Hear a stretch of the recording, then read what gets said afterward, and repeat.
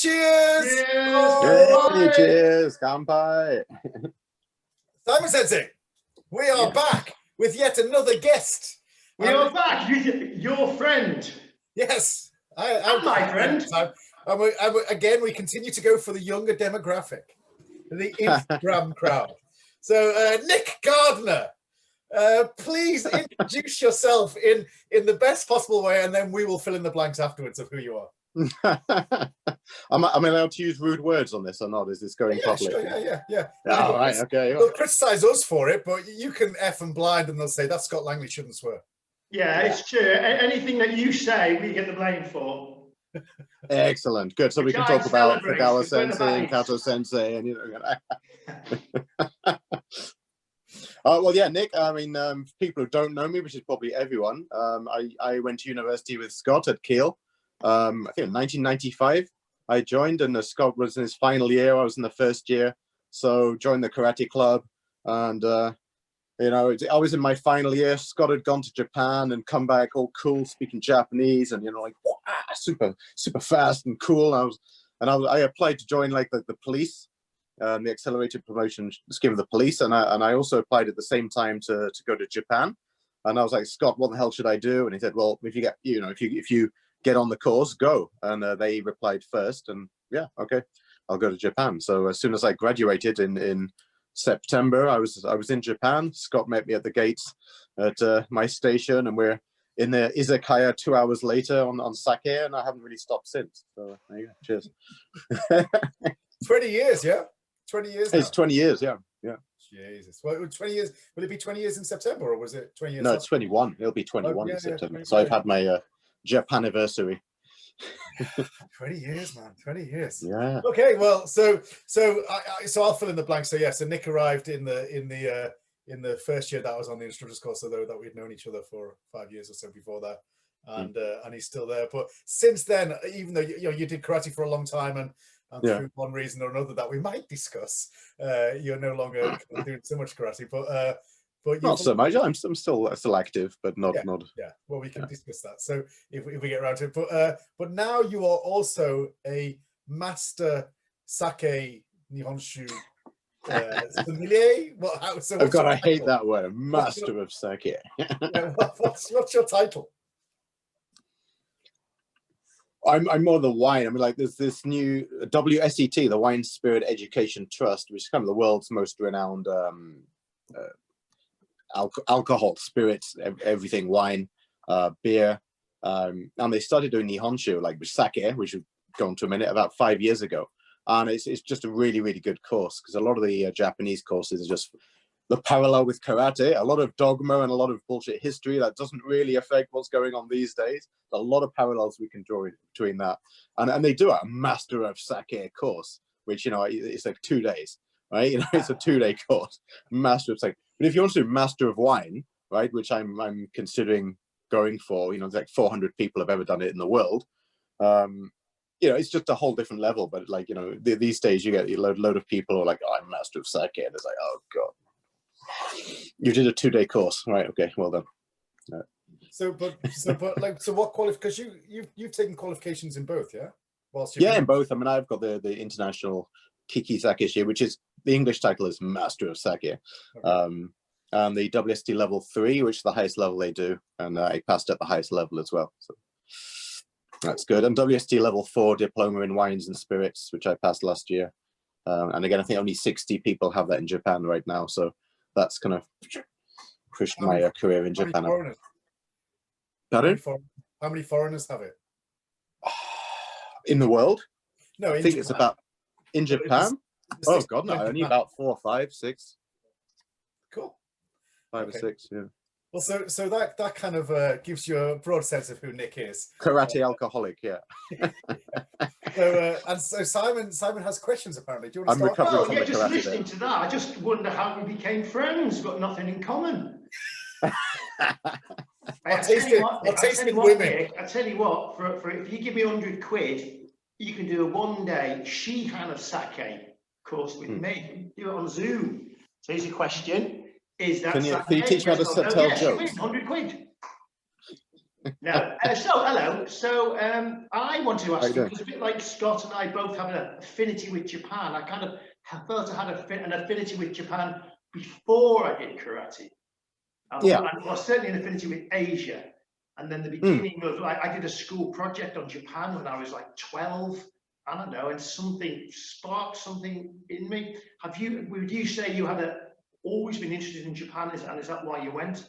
Yeah, without wanting to like make me look like a complete Japanophile or some total geek. But yeah, I think it's when I watched Shogun, the James Clavell miniseries on TV with Shimada Yoko as a Mariko-san. I went, oh. It's just, yeah, I kind of did. And a lot of the martial arts movies as well. Of course, then they all blend into one, but But I mean, but my theory of this is that it was like another world, wasn't it? And what I liked about sort of falling in love with Asia and everything about Asia was it took me away from my mundane life of being. Well, I grew up in Yorkshire. I mean, yeah, it's a completely different world. I hadn't been to London. yeah, well, me too. It was like the appeal of the foreign, and by actually not knowing much about it, made it much more appealing, really. Yeah. And totally completely different. I've been to like France, Italy, and a few other countries, but I mean, yeah, certainly Asia is completely different. Yeah. Yeah. And how did you start karate then? Or why? That's a good question. I think watching too many like Jean-Claude Van Damme movies and and like wanting to be like cool and Bruce Lee and not get bullied at school. So in my local area there was this what was it? They call it the English Contact Karate Association, which like kind of like kickboxers and Shotokan blended together to make the ultimate martial art. And it was a kind of like a local. It was fun. It was all stand. There was no traditional stances and kind of diluted down kata, but they were trying to gearing people to try and do like kind of full contact modern karate kickboxing. I'd done that for 4 years. It was fun, good exercise. I was strong, and I went to Kiel University without knowing anything about the karate club there. And going to the freshers party, and I did jiu-jitsu for a year. I've done aikido before as well, and then Scott was there like, oh, we've got a Japanese 8-stand sensei, like cool, and turn up at the first class, and they're like, oh, this is an inside block. That's not an inside block. It's an outside block. What's an outside block? And be like, what are you doing? Like, and it was completely different. And I went, oh, okay, I know nothing. Throw my belt away, start again. Well, so I've gotten Shodan before I'd even turned up at university. To be fair, so did you go Shodan at university? Well, I'd already got black belt in this other martial art. Yeah, to be fair, like Nick then like threw away his black belt in full contact karate and started all over again. So that was a very kind of admirable... But I did quite well in the first championships as a white belt. That was a big thing. Yeah, it was a big thing to kind of just start completely all over again. Well, yeah. Well, it was completely different. I mean, it's sort of like doing jiu-jitsu or something. It's a different martial art. Yeah. So, you showed down at university, yeah? And when you went to Japan, did you go as a Shodan? Yes, yeah. And you went straight to the JKS? I went straight to the JKS, yeah. Excellent. And And Scott was doing his... like all of us? Yeah. And Scott was doing the instructor's course at that point. Okay. So I had a bit of an introduction. Yeah. Well, you did, and so you did Nidan Sandan. You didn't do, did you do Nidan with the JKS? I did Nidan with the JKS, yeah. And then Sandan with Yohara? Sandan with Yohara, yeah. And that was it, yeah? Okay, so... But I tell everyone I'm Yonda now because no one can tell the difference, so it doesn't matter. Explain what happened. So explain your history, because like you were JK, obviously by the time I left in 2002, you were still JKS. So explain what happened from then until now. God, that's going to take a bit of remembering. Why? What happened? Like when the training was hard. I mean, I found it really hard when I first went there. Even as a standard, like not Kenshusei, I'm just a standard normal Renshusei guy, but it's still a Hombu dojo, yeah. Just things like, we probably hadn't really learned to hit stuff before that well, yeah. I mean, you think you did, and no one's pushing you that hard. You think you're doing it to the best of your ability. You think you're doing it quite fast until you've got Yamaguchi Sensei in front of you saying, "Here we go. We're doing Gohon Kumite. I'm just gonna punch with this hand." Which is shorter anyways, it's been like this. And I'm going to step forward and just punch you in the head. All you have to do is block it. Nothing you can do about it. And that's a good grounder as well. So like, okay, I'll throw my showdown away and start again as well. So things like that. Just having that, will to improve and keep going, and yeah, it was tough. It was really tough, especially not understanding any Japanese, and oh, Nick do the dojo kun at the end of the night. Oh, hitotsu jingaku kansei, like without speaking Japanese. Yeah, it's tough. Well, we spoke about it a lot, didn't we? Like I remember at the time, like as there was a lot of sake involved at that point, I believe. But as a normal kind of, I mean, you didn't go there for karate. I mean, maybe that was karate was a way of kind of getting you interested in going to Japan, but it wasn't, I'm going to go to Japan and study karate, right? And well, I didn't want to. It was a part of it. It was a part of it. After, what's the best place in the world to do it? I've always been trying to strive for a high level in whatever I do. Like, where's the best place? I was training with an 8th Dan Japanese instructor in the UK. Well, what else can you do? Well, Asai Sensei, and I was very impressed with Asai Sensei's, moves, kata, and his style and flow. I trained with him quite a few of his courses, and go to Japan, think I'm going to learn karate with Asai Sensei, and I saw him once in 2 years. So.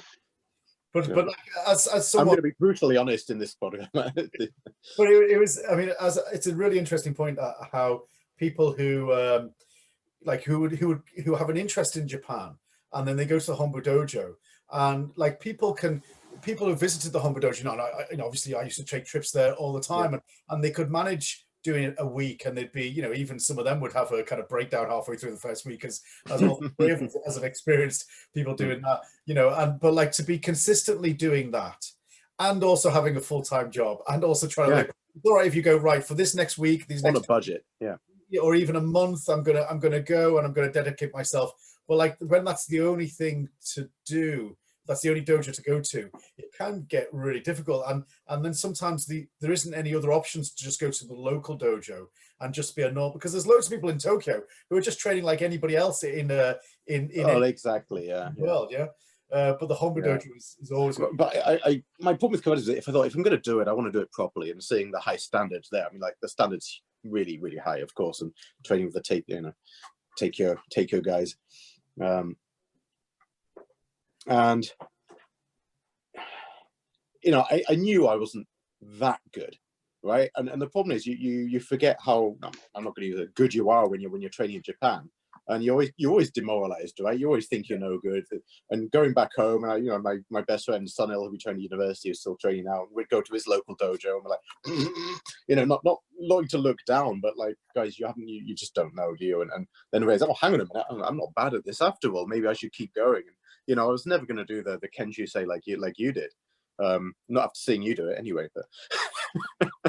Nick, can I ask you about that then? So you were like obviously Scott's friend and drinking buddy, but did you see him change? You don't need to use inverted commas. He was my friend. He is my friend. He was just about your friend. Now, so tell us, Nick, about the sort of how Scott. I was just drinking uke. Yeah. How did you see Scott in those? How long you saw him go through it? Can you tell us about how he was? No, I can't remember any of it. I have no recollection of it. I'm like a Japanese politician who's been busted for touching up schoolgirls. Like, I was drunk and I have no recollection of the incident.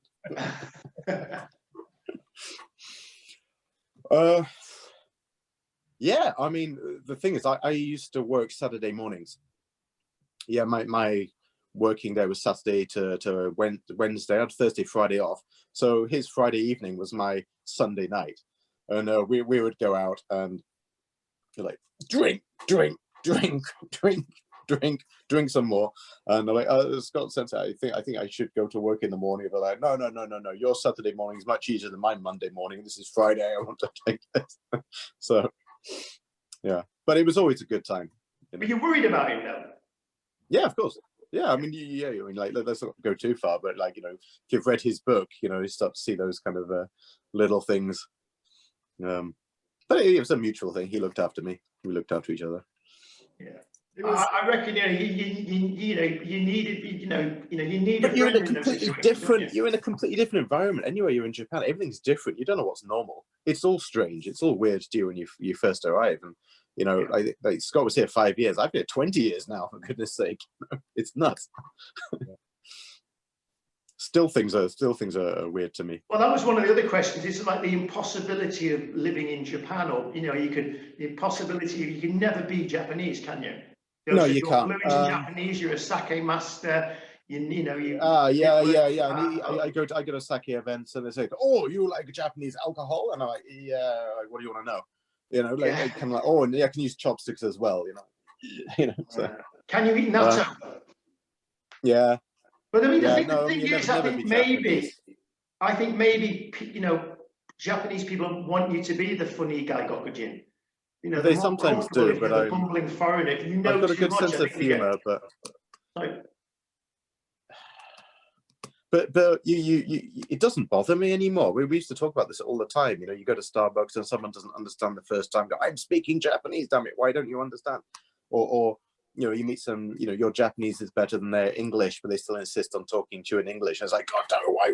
And you get this kind of like these, you think it's their microaggressions against you, and they're not. You know, you really get over it. And then I love living here now. I don't really feel that much stress. You get quite used to it, or institutionalized maybe. It's like, yes, I have to line up 2 hours at the hall office to get my stamp, and then get my ticket and go to the place and get another stamp, and so just little bureaucratic nonsense. But do you think that that's it then? You become so institutionalized that you'll never be able to live anywhere else? I would like. There's a few places I'd like to live. I'd like to live in another Asian country. My brother's in Singapore. I'd like to learn another language after being here 20 years. It's like, well, hang on a minute. If I'd spent 5, I could have learned French, Italian, you know, some of the other places, or gone to China. Yeah, I'll be open, and my job will give me opportunities for that, I think. So. Cool. Okay. But I still have an affinity. I'd love to come back. I could leave Japan if I came back every year. Yeah. Okay. Whereas I know you sometimes say that you don't enjoy coming back to Japan, or do you now? Well, I do now. I mean, like there was a time when I used to kind of really struggle. So basically, the last number of years that I was going back to the JKS, I used to hate it. It was a real chore to bring the group, and I did it. That was the responsibility of me within the group. But the amount of stress, and I never used to know what I was going to face from the exactly. They'd always try and give a dig, and they'd try and put you down in some way. Yeah, but since 2000, for the last 7 years, since 2014, it's always been a great pleasure. In fact, I remember the first time I went back after the split actually was 2015, and I remember walking through Shinjuku Station. Now, for anybody who doesn't know, Shinjuku Station is like the biggest in the world. It's like 2 million people use it a day, right? It's 2 million a day. Yeah, ridiculous. And I remember walking through for the first time looking around thinking, God, I hope I don't see Kagawa Sensei. I remember you telling me that. I bumped into Yamaguchi Sensei once though on a train platform. I was like, he recognized it. Whoa. Yeah, I mean, it does happen, right? It happens, but like I've got over that now. I'm not so worried. It was just still very raw to me, and especially everything that had gone on, and that had been the first time back to Japan after everything had gone on. It was still really raw and sensitive, but like now I don't care. But yeah, now I really love going back to Japan, and we have much more. We have great. Yeah, I mean, your trips are awesome, aren't they? You do so many things. You're so open-minded and go to many different places, and there's no dogma. You must go to this place and train at the Hombu Dojo every single day, and do Shokuzuki, We've got new friends now, haven't we? That's the nicest thing. We've got really a whole network of brand new friends. If I go back to the way I stopped with the JKS, there was nothing to do with anything that was bad about them or anything like that. I just had really dodgy knees since the start. I'd already had an operation when I was like 19, and I just couldn't do it like the way they wanted me to. And I was still in my 20s then, so they were pushing me really hard. And I think I had about 3 years off. And then Yahara Sensei built a dojo like literally 5 minutes from my house, walking in the area called Shoto. So it was the Shotokan in Shoto in Shibuya. It was a really nice area, and like multi-millionaire. It was $1 million dojo. It was absolutely beautiful. It was stunning, and I went there and went, oh, this is cool. And it was just Yahara Sensei and Isaka Sensei there at the time were doing it. And I really liked the style. And again, it was exactly the same thing, you know, talking about the dogma between them. I would turn up there and they're like, oh, you're doing it Kagawa style. Oh, no, it's not like, you know, it'd be like, how can I explain it? Like Kagawa Sensei teaches, you pull back and then go, bah, and then you go back. Well, Yahara's the opposite. So you start with a punch and then go, you get the whip in and like that. It's like, okay, right, yeah, I know. He's completely wrong. You're completely right. And if you're not doing this, you're not doing karate. And yeah, okay, I get it. It's fine. But I really liked his style. It was a lot pushing harder than even the JKS was. Oh, really? Yeah, there were a lot in a different way. So I didn't like the JKS. Let's do 100 Maigaris, but let's only do 10 properly. You know, like just like, yeah, you know, it was like, okay, let's do this, and please put everything into every single punch kick you do, everything to the max, to the extreme. Really think about it, like kind of, you know, intelligent karate to a point, but then some of it I just couldn't do, and I got a lot better training with him, and then I did my third dan with him, which was tough. I mean, it was, there's no doubt about it. But you know, to self, you're getting better and better and better, and pushing yourself. I want to become better. I want to make this punch faster. Why, you know? But still, he's damn it. You know, because he's kind of special, right? I mean, how a sense is a bit, yeah. You know, I've only seen a couple of people, even in the world, who can do what he can do. And Murad Sensei in Algeria, right? I mean, like he's one of the only guys in the world who can actually do what he's asking him to do. Yeah. So I love watching him on YouTube. Yeah, the whole knee compression. That knee compression, more down, push, you know, smack. I can't do it. You know, I've got to go to work in the morning, and you know, I'm busy, and I had to go to work, and I wanted to go for exercise. They'd only be training twice a week, so the dojo was only open twice a week, and then on Saturday too. But that's Isaka Sensei. That's not karate, and you could do this, the standard JKA warm-up, you know, which bothers me. 15 minutes of this, okay, and it could be anything. Oh, damn it, you didn't do it right. Let's stand around in a group for half an hour and get berated why none of us doing it's right. And okay, let's go juke and oh no, it's like, oh, come on, no. Of course I can't do it because I've been standing still for like half an hour listening to you, you know, like without warming up. So there's little kind of frustrations more than the karate, and that's more me than, you know, more me like, oh, you know, I'm getting too old for this shit kind of thing. And the dojo moved to quite a long way away, and I just couldn't really make it. You know, it just wasn't convenient because the rich guy who built it got into a bit of trouble with the government about some finances, so they had to close the dojo and move somewhere else. And I realized I live next door to the Konami gym, and I went, you know, I'm just going to go to the gym and like work out. And they were doing the kind of boxer-sized kickboxing to music classes, which I loved. I thought it was just absolutely awesome because you could do it as much as you like. And there's me like, really, yeah, I'm gonna do it as much, and everyone's like, yay! And me like, you know, so I could really make it my own, kind of push yourself and cardio, and you know, I do like proper squats, deadlifts, and I got really, really very fit in a short amount of time, going to a proper gym, and my knees got better. You know, I listened to the last podcast with the lady who's doing the personal training, and you know, I think that's really, really important to train outside karate as well. So then, you know, I haven't done it since. I've been to a few classes. I went to the JKA Honbu. Observed a few classes, which was good, but I felt there'd be nothing pushing anybody. You'd just be turning up and going through the motion. What's the point? I'd rather go to the gym. You know, the instructors weren't correcting anyone. Oh, really?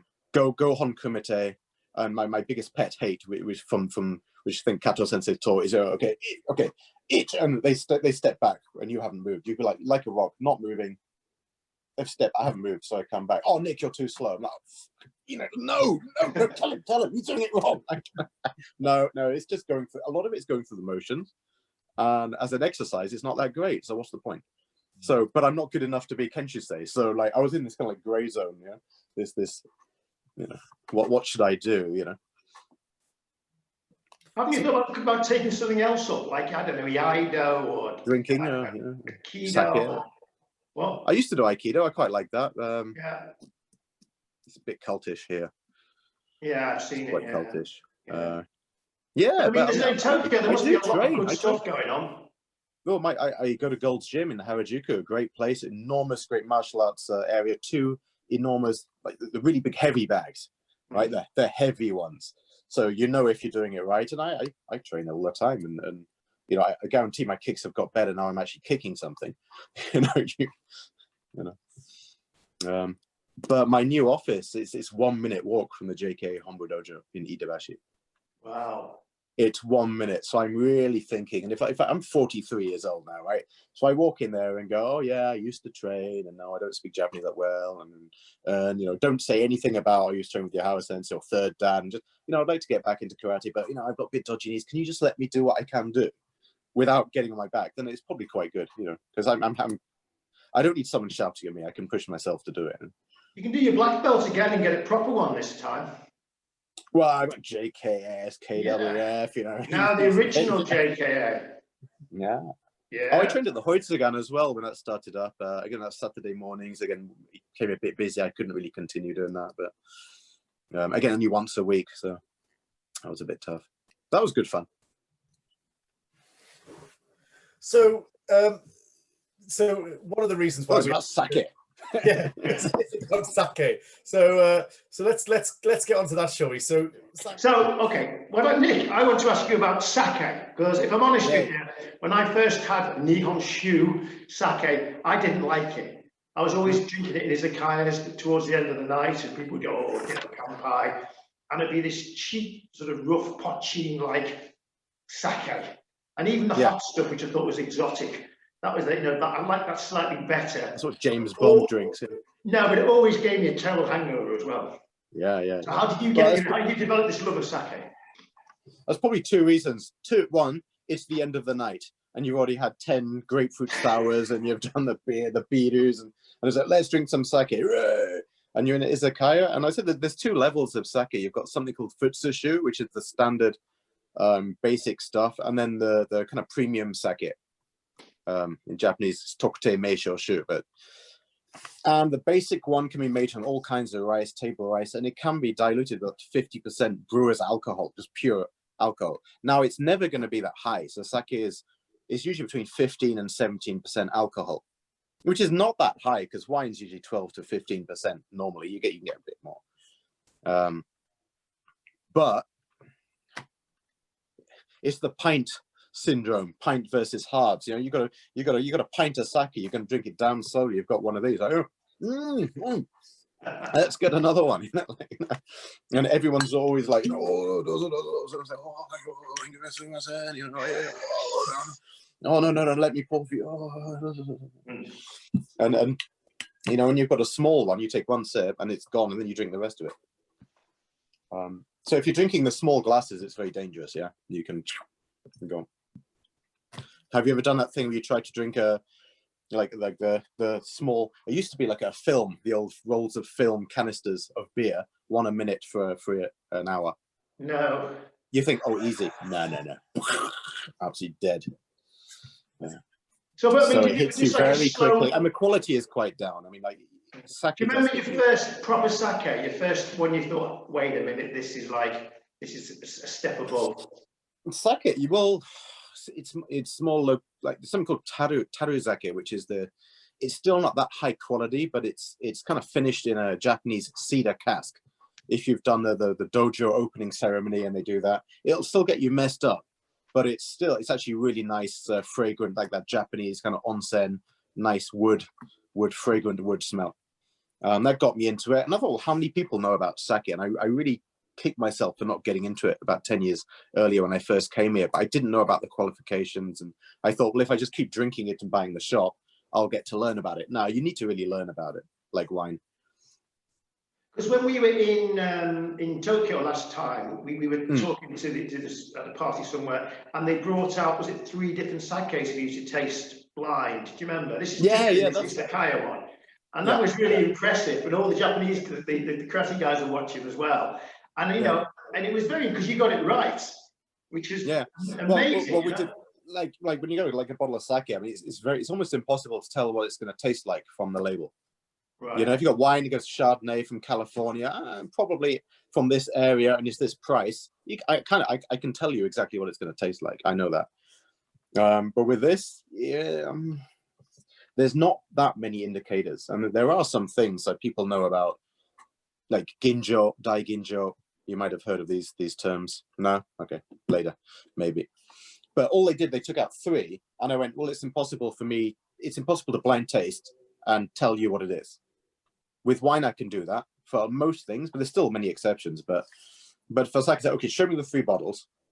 Okay, then pour them blind, and I can tell you which one is which, based on what they were. Based on, like, this is a dai ginjo, this is a kimoto, this is, whatever, a cheaper version. So it was actually quite easy to get. Yeah.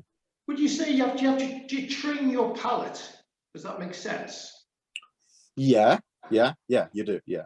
Yeah, I mean, I'm just trying to work out how you get used to impossible drinking. And is it, also when people taste tea, they spit cheating, it out. right? It's a bit cheating. So for example, like if you do an analogy to wine tasting, and like, people start going, oh, you get like the raspberry, the cranberry, strawberry, and cedar, and I get a bit of forest floor and some mushroom, and a bit of wood, a bit of oak from there. They're not really smelling that. You're going through a vocabulary you've learned in your mind that some wines tend to have like this. So you've got a Pinot Noir light-bodied wine. Probably it's going to have like strawberry, red cherry, cranberry, raspberry. If you've got a Cabernet Sauvignon, you're going to get cassis, you're going to get black plum. And so you've got a Rolodex of stuff in your brain. And like, so when you actually, and then it's taking that evidence in the glass and putting it back to the production method and places, climate, and then making a rationalized judgment from where it's from. That's what it's about. But it's kind of tricky because when you're smelling it, it's not really too much what you're smelling. It's what you're eliminating stuff. I'll try and forget the sake one out. So you have to learn this vocabulary before you do it. You're not really training your palate. You're learning a new vocabulary, how to express it. But yeah, sure, you need to have a fairly decent palate already. But I guarantee anyone can learn to do it. And it's a bit like a magic trick. So you're telling me about like what you're saying about the dogma that was involved, like, and you kind of connecting it to karate. So what dogma is there that you kind of came up against? It's not coming up. Well, it's still there. It's just something that's not real. It's not right. It's like, oh, you've got to turn on your heel versus your toe. So try both. You're doing urakani, you're doing hami, are you going to smash forward? Can you do both? There's many ways to do it. Well, polishing ratio. You start off with a grain of rice, and on the outside you got like protein, like the bran on the outside, and lots of proteins and fat lipids actually. And the more you polish it down, the more you get concentrated starch in the middle. Now that takes a lot of time, energy, and money. And so the whole adage that like the more you polish it down, the higher quality the sake. And Japanese always gone about this. Oh, this is the highest grade. Highest grade, it takes the most time and effort, and it's difficult to make too. But the resulting product doesn't mean it's better than the other one. It really doesn't, and it's not evident in the glass either. But if you want to make that really fruity, easy to drink sake, you need to polish it down quite a lot, maybe 50%. Dai ginjo, you probably, most people have heard of dai ginjo who have been around sake. That means the rice has been polished down to 50%. That's a lot of waste. It's going to cost money. And then you can make this like low temperature fermentation, fruity, like pear drop, strawberry, bubble gum kind of candy aromas you get with this that people like. Ironically, that's how you make cheap Pinot Grigio. You do this low temperature controlled fermentation, the yeast gets stressed, and you end up making these esters that give this fruitiness. In wine, it's like, it's cheap wine. Ooh, dai ginjo. So things like this that people put it on a pedestal in a way, like dai ginjo is best. No way. And they started end up doing this like a polishing war. So who can get the most polished sake? 35%. So polished away 65% of it. Oh, let's get down to screw it. We've done 19. We've gone down to 15. And I think one company got down to 0%. Just by a law that if it's, you have to write the polishing ratio between, you've got a 1% leeway, and it was like 0.5%. So they're allowed to say it's 1. And it costs you like $1,000 for a bottle of this. It's like, but yeah, it tastes like water. And that's another thing with sake is like the old adage that the more it tastes like water, the high quality. It's Have very some zen. water then, you know. Very zen. It's a very older one because it used to be hard just to make a standard fermentation with sake. It's quite hard to make. It's much harder than wine or beer. Do people collect it? You know, like people collect Burgundy and stuff, and they never open it. It's like no, but it's true, isn't it? You buy a case of Burgundy, and like 200 years old, you'll never drink it. But do people like trade in it? There's certain types of brand sake that have got a certain clique in the market, and people do want to get their hands on it. Chinese, but really do want to collect this kind of brand sakes. Something called Dasai, Juondai are really famous, and you know, the people who make them say these are not any better. These are just our style. But there is a secondary market. But collecting to age, no, sake does not age in the way wine does. You can age it; it will last a long time. One of the old myths of sake is a good one. Is it must be drunk? You must keep it refrigerated. No way. You can keep it out in summer. It will change, and it maybe change in a bad way, and then it may get better later. So if you want to drink it fresh the way it was designed, yeah, you should drink it young. So there's not really a cult of buying and aging it for 10, 20 years and then selling it for a fortune later. In Japan, it's still like an old man's drink. It's getting more popular with the younger generation now because, you know, like in Kyoto at the weekend, many people are wearing kimono. They wanted the kimono rental and get more towards their Japanese roots. Right. So there is a resurgence in sake. And they had girls like sake. Girls, okay. It's popular in girls as well. And you know, I love Japan. It's so politically incorrect, and they don't get they advertise it as kind of like a health drink. You know, like drink sake. It's really good for your skin. And this is like a government-run, you know, funded, subsidized like association. It's like imagine that in the UK. Have a glass of sake a day. It's really good for your skin. And do they have anything like, you know, like sort of hybrid ones? Like in Threshers, my local off license, they had what do you call it? A sparkling sake. Yeah, exactly. And it was like the bottle was about that big, tiny bottle. It was like 19 quid. So I didn't buy it, but I was intrigued by it. No. That's heresy, is it? No, it became popular about 10 years ago to revitalize sake. So let's make sparkling sake, and then, you know, when you do it an occasion instead of having sparkling wine, and it's in Japan, well, why not cheers with sparkling sake? It's a nice idea. But they took quite a sweet sake, around 9%, and just carbon soda stream it, carbon gas injection, and it's quite sweet, sickly. Now anything sparkling wine like champagne, you've got that really high acidity that really keeps it fresh. This is not fresh at all. It's quite sickly, to be honest. It's like cream soda. Now some companies are experimenting with sparkling sake double fermented in the bottle like champagne, which is really good. It's getting a lot better. That's the point. In the UK, like sake is mega expensive. Yeah, and it's very much a novelty, really. And again, I still think it's something that people don't like but feel they should drink, you know, to be it's getting popular around the world in restaurants. So if you go to a Michelin star French restaurant, probably they have some sake on the menu. Right. It could be a bit pretentious. It does pair incredibly well with food. It doesn't fight anything. It is good sake is very, very good with food. It's got a lot of umami, Japanese word, glutamic acid in it. It really complements, like cheese. It's great with cheese. It's great with some meat, some fish, some kind of protein. Is wonderful, and it doesn't really fight.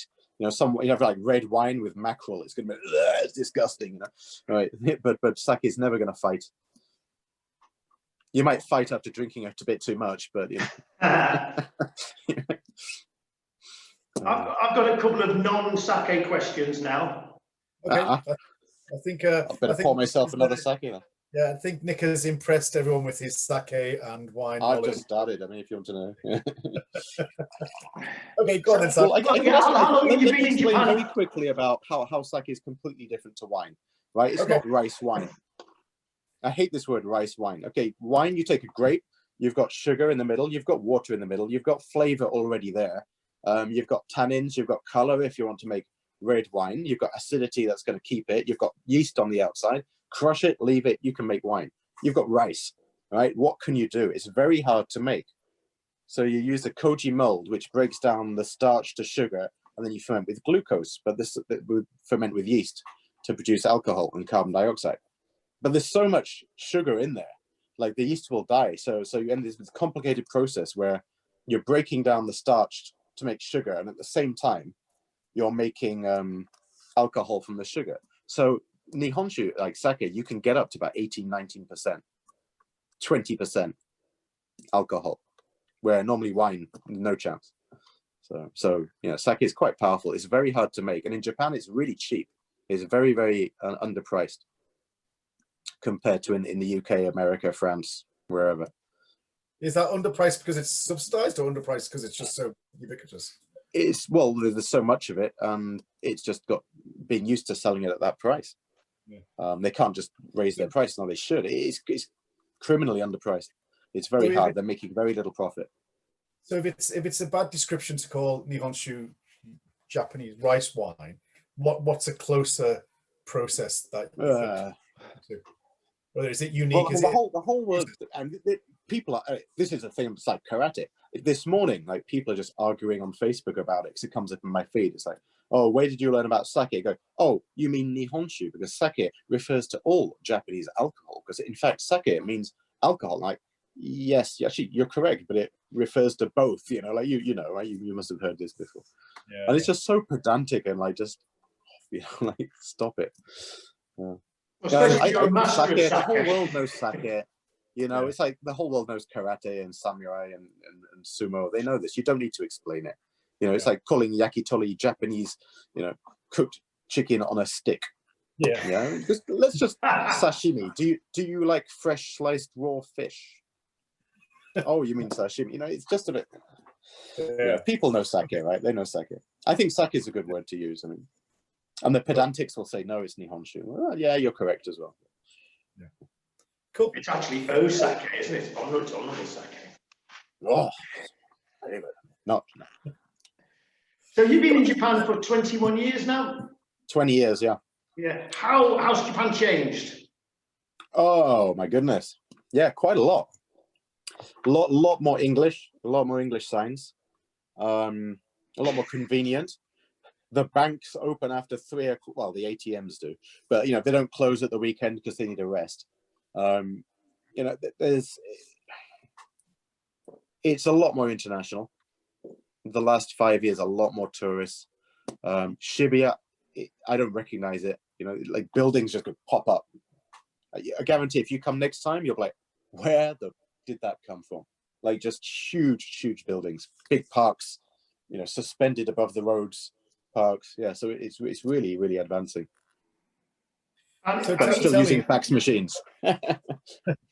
Like, tell me what you think. Like recent, like I don't particularly want to kind of go over like stuff, but like recent stuff with Kagawa-sensei and stuff. We're not going to talk about it. But do you think that whole thing would that have happened 20 years ago? Has that also been a kind of result of? Obviously not. I mean, obviously not. I mean. Let's not go too much detail, but we've seen people get the crap kicked out of them for no reason at the dojo, end up in hospital. Of course, file a complaint with the police. No, nothing. Yeah, nothing. So I was quite surprised, and I made a joke like, you know, like suing Kagawa-sensei for verbal abuse. I thought she got away with it lightly. Then didn't she? Is that all? You know? Well, it's like you made the joke. Oh, you're gonna go do the joke. Go on, do the joke. Oh, it's like doing Al Capone for tax evasion, isn't it? Yeah, it's a very good joke. Yeah, but yeah, do you think that's maybe a change in? I mean, like without kind of going into the pros and cons or the rights and wrong about the whole case and situation, because I personally don't think we have a right to discuss it because we don't know the ins and outs of it, right? No, How can you no. Without truly knowing it? You can only. But do you think that that may be a result of changing kind of younger Japanese? Very slow. Very, very slow. I mean, like, you know, you talk about like wokeness in the West and feminism, and like it comes to Japan, you know, like you'll see a whole different world of you know, politically incorrectness and you know, I think the West is kind of going a little bit too far, and you can probably still live in Japan, but Japan is so far behind. It's unbelievable. Where still you can go to an apartment and say, you know, I would like to rent this apartment, please. I've got a good job. Here's some money. No foreigners. to your face. They don't even lie and just say, oh, sorry, it's big and it's filled up already. You know, sorry, no foreigners. And you go, oh, I'm sorry to waste your time. Excuse me. I knew it. You know, it's like, God. You know. So, attitudes to women is still quite like behind. You know, let's not go too deep into this one.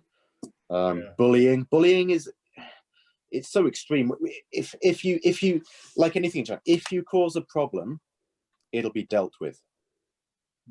But if you don't cause a problem, it'll be okay. So if you complain about it, something might happen. But you know, it's like my friend used to, like, drink driving. You know, like in the West, you know, if you see your friend drink driving, you'd call them out on it, right? And you'd say, "Oi, what the hell are you doing, you idiot?" Right? Stop it. Here, it's like, it's not the action that's bad; it's getting caught. So like, oh, he got done for drink driving. Oh, that's so bad. You know, that's really bad. Rather than the action itself. I worked in a high school when I first came to Japan. I saw a PE teacher beat the shit out of 14-year-old girls, like round the face, throw them to the floor. You know, I normally jumped down and I was going to, you know, do it myself. And I saw it a few times. I'd been in class the next day and girls got bruised on her face, and I was like, like as a joke, oh, teacher hit you or something. He's like, yeah. She's 14, right? Being hit so hard, she's got bruised on her face the next day. What do your parents think about that? Oh, well, we're #1 volleyball in Japan. So I guess it makes us all train hard and we win and it gives results. Yeah, but at what cost, kind of thing. So yeah. Take your university. Like number one in Japan, you know. Pardon? It's about 50, 60 feet. I used to get caned at school. You know, we'd get the cane. Yeah. And then my dad told me he went to school with the Irish Christian Brothers and they had a leather strap. And he got strapped across the face one time, and you could see the stitch marks in his face. Wow. And he went back and he told his mum, my grandmother, and she said, "Oh, he must have been a bad boy." He must have been a bad boy. What did you do? But it wasn't a Japanese minister recently said he had to resign because he said women talk too much. Yeah. Did he resign in the end? It was Mori. He's the ex-prime minister, and he was head of the Olympic committee at the time. Yeah. Yeah, and it was like, well, we need to get some more women onto the board. You know, and okay, well, yeah, we can have women on the board as long as they don't say anything because they talk too much. Yeah. And there was also one the other week, no, last year about shopping with Corona. So they should send the men to do the shopping at the supermarkets because women like delay too much and can't be too decisive. You know, and then they'll just say that, and of course there's a backlash. I mean, like, you know, no one likes it, but nothing really happens. I think it caused a problem, so he must apologize and resign because he caused a problem. Yeah, that's it. Musakashi, something Musakashi is typical. They go suck your teeth. I love Japan though. Please don't think I'm being critical of Japan. I love the country. I've been here 20 years. No, it's just a cultural difference. You know, and that's why in the world of karate, you know, Japanese karate, you don't rock the boat. You don't speak out because that's seen as being disloyal or being different. Yeah, you know, and we talk about dogma with your you know, your teacher, you know, like Kunti Yahara Sensei, Kagawa Sensei is like, oh, that's his style, it's no good, you've got to do it like this. I said, but no one can do it your style. No one can do it. And then you know, I've got my friend whose daughter's training at the JKN. Oh, I know your teacher, and I won't mention the name. It's like, and they split up too. And it's like, oh, we need to follow him. He's our sensei. So his wife's saying, oh, we need to follow this guy because we need to be loyal to him. So yeah, there is that. I mean, I think that's the only. Go on. It's also like an important point about kind of in terms of bullying and stuff like that, is that often it's institutional bullying. It's institutionalized in the sense that because Japanese people have such a kind of we mentality, a collective mentality, that if it is decided en masse that this is now the truth, then the whole group will then go, okay, this is the truth, and this is what we're going to support. And no one really has. It's not like bullying in our sense. In the Western sense, is like one person picking on another person. One person picking on the other, And so one person is making that active decision to go, I'm going to pick on you, I'm going to bully you. Whereas in Japan, it is much more of a collective choice of that individual is wrong, and the whole institution will do things that can be seen as bullying, but it's not one individual that's actually perpetrating it. And so it's a lot more kind of institutionalized bullying, which without any sort of individual to blame. I think that's much more difficult to deal with. Much more. Like you get it in the classrooms, yeah, with like they decide that one kid should be the outcast, and they're the ones that we're going to like pick on a bit, and then you know, like it's only been instigated by 2 or 3 people, but then everyone else is silent and goes along with it because they don't want to join them. Right? I mean, a lot of societies have that. Yeah. The other. I think much more in Japan in the sense, like, yeah, absolutely. Everyone, you know, there's always group dynamics and group think.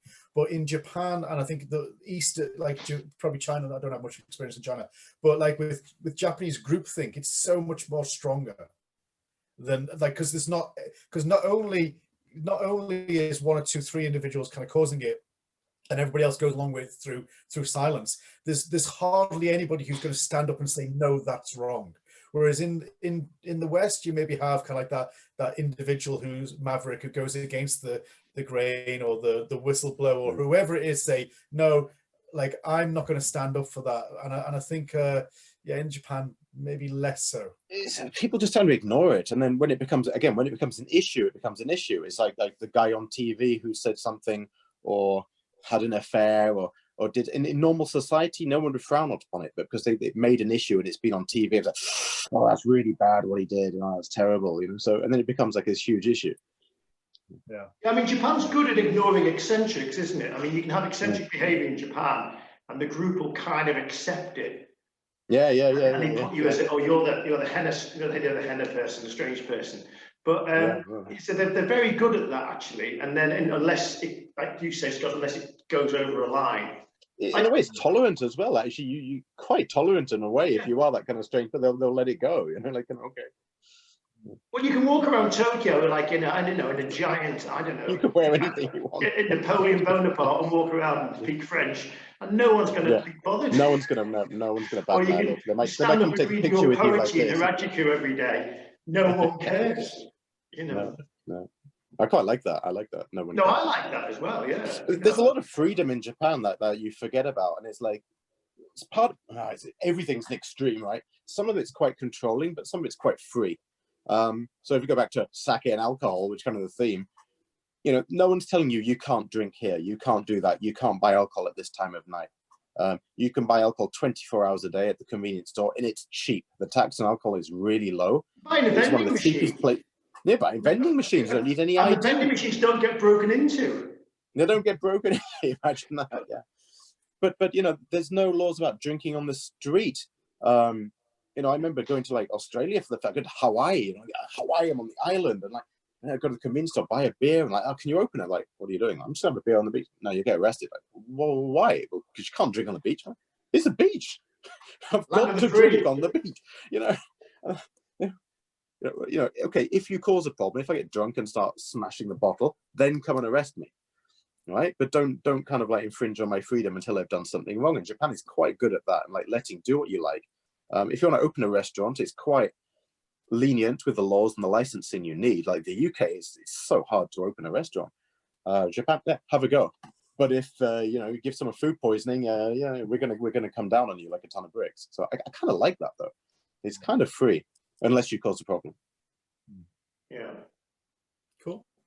Well, we've been going on for an hour or so. So Simon says, do you have any more questions? Any more questions? I don't know. I mean, the other one I think I was going to ask you, the big one is, are you going to, well, I should point out to listeners that it is, what time is it in Tokyo? It will be 10 o'clock, yeah. There you go, 10 o'clock at night. So and I've just got back from Kyoto, so I have been drinking, night, so forgive me. Yeah. Cheers. No, good luck. Yeah. I think it's far more easier for Nick to be drinking at 10 o'clock at night than us to be drinking at 1 o'clock or 2 o'clock in the afternoon. Yeah. Well, yes, it is Sunday. Yeah, it's Sunday. Yeah. So is there any other questions to finish off, Simon? Well, the last one, I mean, it was about you coming back to England, really, and plans for the future. But, I mean... Well, I've just got a great job. Yeah, I mean, I'm working for a very international company with branches around the world. And now they're going to want me in Japan because I speak Japanese, and we do deal with sake as well a little bit at this point. There's very few places I think I would like to live more than Japan. Maybe try something in Asia. I like Australia, was very nice, but that was very expensive. in my 50s, yeah, I could go back and live. My parents live in Devon, beautiful, beautiful place. You know, near Totnes, absolutely stunning place. But I would get bored after living in Tokyo for this long. I mean, even I don't think I'd like to live in London, but you know, I do miss living in the countryside. I think in the future, if I could, I'd like to move out into the countryside in Japan, do sake and wine tours for tourists, and proper education for sommeliers who want to learn about sake properly, and have an organic vegetable garden and cook. Nice. Well, And have a makiwara and build a dojo. Last question. And wear kimono every day. And Nick, do you have unfinished business with karate? yes, of course. Yeah. Good.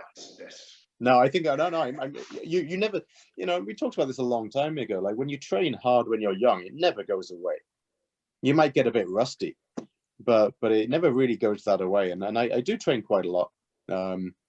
Moves, not karate as such. I can remember most of the kata, 50, also the sai kata, like, you know, only a few mistakes now and again. So, you know, the only difference is someone shouting at me going, you know, you're not doing it right. But yeah, I would like to do it again. I probably will. Good. And I really like the article the other day about, like, you know, training in Japan is not always the best. You know, if I could train anywhere in the world, it would be with Scott Sensei, for sure. I mean, you know, the best probably karate education in the world is probably there at the moment. Okay, moving on. So to finish, I have been drinking. So to finish then. So Nick, as your senpai, yes. When are you gonna settle down, get married, and live a normal life? I'm living a normal life. You're 43 years old, young man. Young. No, I've got a great job. I'm free, single. That sounds like an advertisement. So, got a great job and young, free, and single. Okay. Not really young. Not really young. Yeah, 42 for free, no ties. You know, like, the only reason I could do this qualification and get this job was, and even consider doing Master of Wine is you know, I've saved money. You know, I don't have commitments like job commitments, family commitments. Very few people can actually go to that level because of other things, not because of my intrinsic amazing palate or anything. It's just more life things. Yeah. Okay. Well, on that lovely note, shall we have one final kanpai? Yeah, wonderful. Okay. Oh.